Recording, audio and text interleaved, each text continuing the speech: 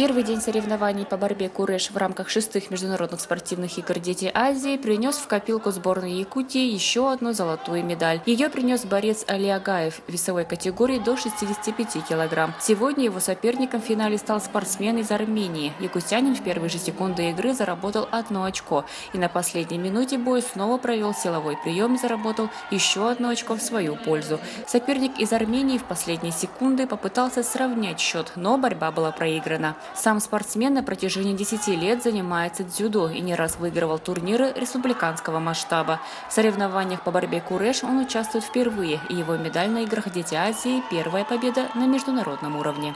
Соперник был хороший, честно говоря. Но я тоже неплохо подготовлен. У нас проходили сборы, питание, все хорошо было. Все отлично. Да. Как не радоваться первому месту. Финал первого этапа соревнований по борьбе куреш в спорткомплексе «Триумф» прошел в 3 весовых категориях – 45, 65 и 75 килограмм. Основными соперниками якутских борцов стали спортсмены из Монголии, Казахстана и Туркменистана. По итогам первого дня соревнований в весовой категории до 45 килограмм еще один якутянин Самат Иманканов принес сборной Якутии серебряную медаль. Другой якутский борец Башир Арчаков выиграл бронзовую медаль в весовой категории до 75 килограмм.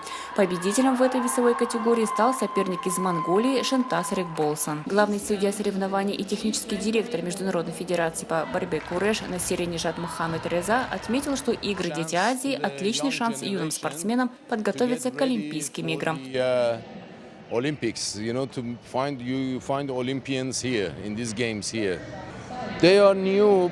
Также Насири Нижат оценил подготовку якутских борцов, подчеркнув, что, несмотря на их первое участие в этом виде спорта, они показали хорошие результаты, что действительно не может не восхитить. В спорткомплексе «Триумф» пройдет второй этап соревнований по борьбе куреш, где будут разыграны медали в весовых категориях до 55 и свыше 75 килограмм.